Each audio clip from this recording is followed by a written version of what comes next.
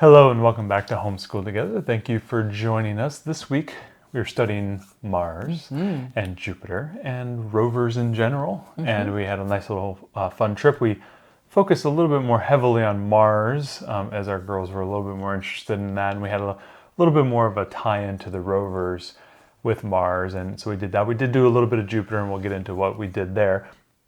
We'll start there, actually, with our books. Yeah. Jupiter. So there's a bunch of different planet series that you'll find at your library about all the different planets.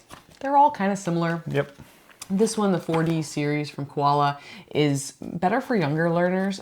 They're all varying stages of kind of okay. I really think that the Space Exclamation Encyclopedia book or Mysteries of the Universe or one of the other spines was better than this book. Yeah, but if you want to get one of the individual planet books because your kiddo's like looking through it, I think that's great. I think they're all kind of 6 1/2 dozen of the other. I don't think that any one of the series is better than any of the other ones. I think you could totally skip getting an individual planet book if you want to just use your spine. Absolutely. So, and I think like kind of what we did, if you're going to focus more heavily, especially in a week where there's multiple planets, and you're going to focus a little bit more, you can dive into those books as kind of supplementary items as well. Let's get into Mars. Smithsonian DK Mars book. yes, all the DK books were Really good. DK Smithsonian fans. This is great for upper elementary kids and older. Honestly, I found it really fascinating. It's got lots of great information. We had to kind of skim this a little bit because it was a bit too much for our 6-year-old. But if you can get a hold of this from your library or purchase it, it was great. We love all things. And do you know DK. if they do these in other planets as well? So they have the moon and they have the sun. Our library did not have those ones, but they do have them in this series if you want to pick them up. I think anything that you get from DK Smithsonian has got kind of my gold stamp of approval.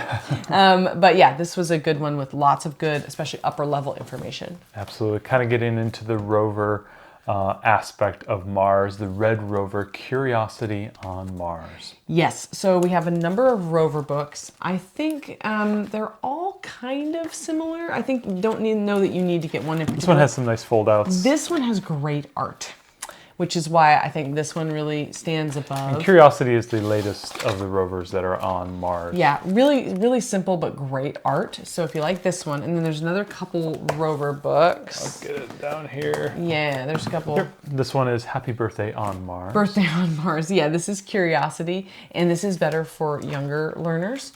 This is really great about how it actually did celebrate its birthday on Mars. And it's kind of cute, anthropomorphized rover. Well, and it's great, like you could actually do some artwork and kind of recreate that artwork Right. as well. So that's a really good one. And then I think there's one more. Right here, Night Night Curiosity. So this one is cute. I really like this one too. It's more of a storybook format where a young girl is dreaming that she is on Mars and she's visiting Curiosity because her mom actually works for NASA at mission control. And Very so cool. it's kind of cool. So there's a bit more of a fantasy element. So I think if you want something a bit more story-like, this is a great one. If you have younger learners, this is a good one.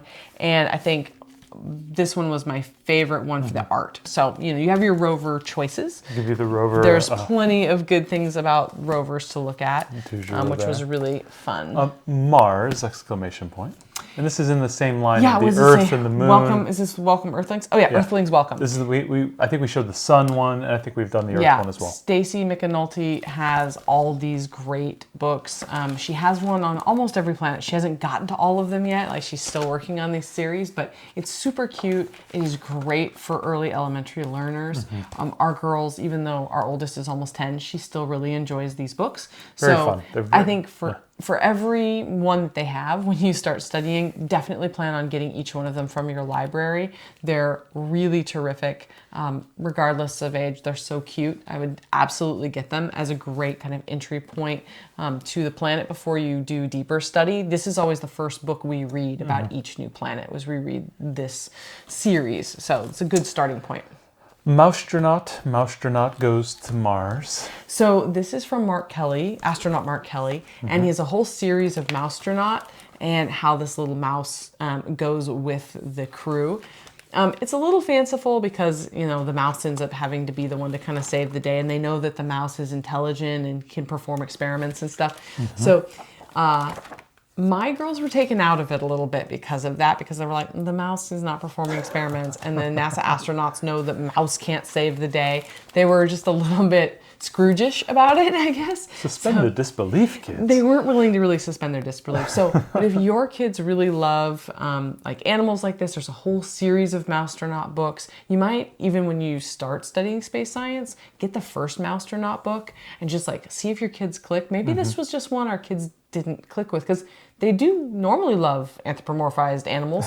This just wasn't for them, but there is a whole series of these. So if your kids like them, there's a whole bunch of different topics that you can do in the Mousetronaut series from Mark Kelly. So cool. Good recommendation. Yes, it's good. Mission to Mars. So this is another DK book, but it's Can You Survive in Space? And so it's a little bit different. It's like kind of poses it, whereas the other DK Mars book was more just information about Mars. This is more like, okay, you're on a mission and here's what you have to do. And it's kind of more done in more of an action kind of sequence type book. So it's really cool. This is also better for upper elementary. We could only read some of this because our 6-year-old didn't have the patience for it. So this is a more exciting version. And then the other DK Smithsonian is more like the nonfiction.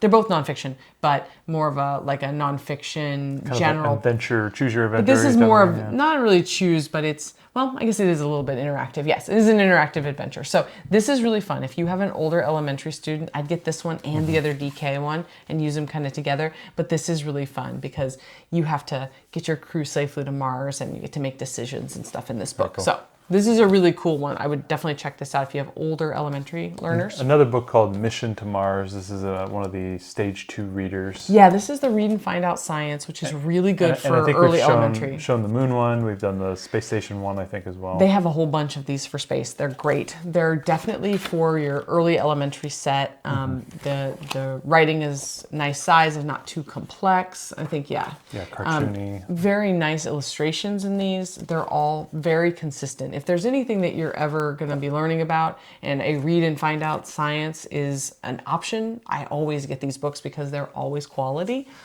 So this is great. So this is a good, so we've shown you kind of some younger elementary and older elementary type books. Yep, so very good. National Geographic has a ton of these types of books. This is a level 3 reader for Mars. Yeah, our kids love these. They're good for, I mean, obviously if it's a younger, earlier elementary, we're going to read it to them, but our kids really like these because they kind of give a good blend of simple information, but, you know, comprehensive as well. They're just a really good mix.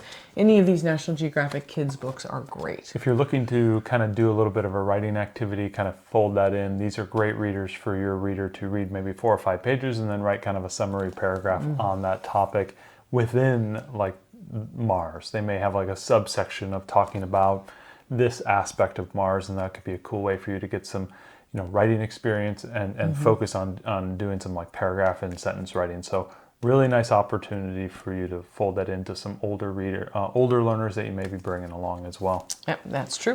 Now we have a couple recommendations for adults if you want to kind of catch up as well. The Case for Mars, the Plan to Settle the Red Planet and Why We Must. Real nice reader. Might take you about a week or 2 to get through it, or you can pick and choose which aspect of this. Goes really into detail about what it would be like, how it will be done. Just a basic kind of novel, but it's nonfiction. Really fun book. I like this one. If you're trying to get into this and you want to see like the case for why would we go to this planet, being so close in livable environment as Earth that we can find, at least in the early solar system. So yeah. Very, very attainable. Good one. This one I really love. It's a traveler's guide to Mars. So you may have a traveler's guide to going to this city or to this country and whatnot. They put together one for Mars, which I think is really cool. Yeah, really cool fun. idea of doing that. But this will break down the planet even in more granularity, where that one is talking about how to get to Mars. This one is telling you about all the various aspects of Mars. If you want to talk about this type of mountain or this volcano or this, plain and whatnot. Yeah, actually go ahead and open it up. It shows you, if you want to learn about the poles, if you want to learn about this canyon, gives you in great detail about each and every one of those as if you were traveling to that area. Pulls in some wonderful satellite photos, nice topographical maps as well. Just gives you a total information and maybe what they think that area of the planet was all about, whether it's some of the alluvian plains that we see where it looks almost like rivers were dumping into oceans. Awesome, awesome book for you to check out in the library. I highly recommend if you want to kind of like do this with your children and you need a book that's a little bit more that maybe you can read at night and you want to kind of deep dive into certain areas, or maybe you've read about certain areas of Mars. That is a wonderful book for an adult or even a high schooler as well. Both of those books are easily for high school level as well, if you want to deep dive into Mars at more of a deeper level. Yeah. And then we watched the movie. Well, we did activity first. Oh, yes. We finished. We finished the ISS. Yes. And now we are moving on to, now it's not Mars, obviously, but and it's not a rover. Well, yeah, more of a lander. It's a lander, and we're going to be landing on Mars. So we had the ISS and the lunar lander, and this just took so much time to do. It took a few extra weeks, but this is also a good idea if you want to do as an adult. We're adults who love Lego. Yeah. And so this is one of my sets actually that I got for Christmas. And so we put that together and that was really fun. That's downstairs. And speaking of adults, there's a couple of things. We watched Total Recall, the original 1990. We as in us, not the children. Yes, not the children. We watched Total Recall, the 1990 version with Arnold Schwarzenegger. It was a lot better than I thought it would be. It held up pretty well. I thought it was going to be cheesy. We haven't seen the new one with Colin Farrell. We just watched the old one with Arnold. And it really held up pretty well. Based off of I believe a Philip K. Dick short story, I believe. And I'll put it in the show notes below. I'll link it if it's available online. It went really well. And I also read The Martian, which I think I maybe mentioned earlier that I was going to be reading that. So I read that, which is a fabulous Andy Weir book if you haven't read it. I still think Project Hail Mary is better, but The Martian, very good. Very good. Very readable. I've read it, I think this is maybe my third time, and it's so easy to consume, which I love. And then we watched The Martian with our girls. Surprisingly enough, aside from a little bit of bad language, it was pretty benign. Well, Mark walks out of the shower and shows his body transformation as he's losing a ton of weight because he was having to live off potatoes and everything. So there's a little bit of scene there, and it's kind of funny. But it is what it is. But other than that, I mean, that movie is fairly... There's quite a bit of peril. There's a lot of peril, and I think our daughters were more disturbed by the peril than anything. But actually, they both really enjoyed it. They loved it. We've watched that movie with our oldest before, and she's enjoyed it because she has kind of have like an interest in survival. And I mean, that's like peak survival movie. And it's really fun. And our youngest kind of liked it as well. She stuck it through it. That's true. So that's what I had read and we watched. And then another book, and I didn't read it this week, but if you've already read The Martian or you're not as much into that kind of more hard sci-fi-ish, I loved the Red Rising series. I think it's by Pierce Brown. Pierce Brown, yeah. It's fantastic, and the first one is set on Mars, and it's about different class of people that live under the surface of Mars. The miners of the time. Yeah, it's really quite good, and it's kind of a fantasy space epic kind of thing. So anyway, that's really good. It's very adult. There's lots of blood and gore and things of that nature, but it's a really fun space adventure. So if you haven't read that one, that would be a good option if you aren't interested in reading The Martian. And then you guys had a chance to watch a documentary called Good Night Oppie. Oh, it was wonderful, y'all. It was based on Opportunity, which was... I think in the early 2000s, I believe. It was one of the rovers. One of the rovers that landed there, and it was only meant to be there, work for about 90 days or so, and it made it 15 years, I believe, or something like that. Yeah, it was a fabulous documentary. Very emotional. By the end of it, my daughters and I were like kind of tearing up about the death of this robot at the end, because Spoilers.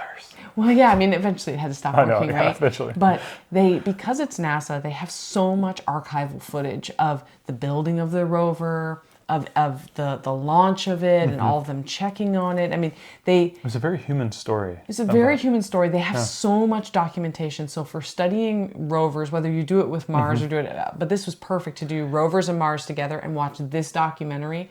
Highly recommend. Well, and even it lasted so long that somebody who was a student who was there when it was being launched. Like a high school student got the opportunity to be in the room. In the room, ended up being part of the program at the end of the life of the robot, at JPL. which is just in a wild story that they would be connected like that. So just a great documentary. It was great, and they play these wake up songs every morning for it, and some of them were just like anyway.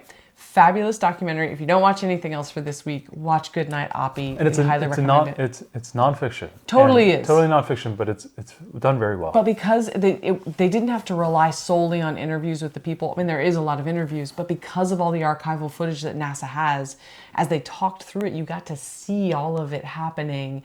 And I think that was the real strength of that documentary. Really me and the girls also had an opportunity on, I think, Prime, Amazon Prime. We watched the Jupiter Enigma, which was a really beautiful documentary, about 45 minutes long. It was a little slow for my girls. We made it about a half hour through, and they were like, I think we were done. So, but you were fascinated. I was fascinated. It was amazing. So if you have a little bit older learner, I think my oldest might have made it through it. I think the time limit was the 6-year-old. But just absolutely breathtaking photos from the Juno satellite that was orbiting around Jupiter. Absolutely amazing, and going into depth of what they were learning about it, and just seeing super high resolution images and images that were made into movies, and it was just unbelievable to watch. My girls kept asking, Daddy, is this real? Or they kept wondering if this was 3D animation or something like that, and I said, no, these are real photos. And they were just like, the first 15-20 minutes are just jaw-dropping images. So highly recommend, at least from my standpoint, the Jupiter Enigma. Maybe not the 6-year-old. The 10-year-old was pretty cool with it. And then also we did a 3D printed rover, a kit card. It has disappeared. We don't know where it's gone. A 6-year-old happened to it. And it was an opportunity, right? I believe it was. It was, yeah. Yeah, and so there's, if you have a 3D printer on Maker World or Thingiverse, there's a bunch of different files, but you can find rovers that you can print, and it's like a little, almost like a model. It's a little model, and so you snap it out of its little supports and you put it together. And anyway, you can paint it and stuff like that. Yeah, so if you have a 3D printer at home, that would be a really fun thing to do. Otherwise, you could make your own rovers out of Legos, or you could make it out of different cardboard parts or whatever. I think making a rover is kind of a fun project for this week. I think it would be, yeah. So but your mileage may vary with that. But this was great. I think this was one of our funnest weeks I think we've had. Absolutely, and so we're going to be moving on to Saturn next week. Saturn, and we're going to be talking about asteroids, comets, meteorites. So it should be a really fun week. See you guys.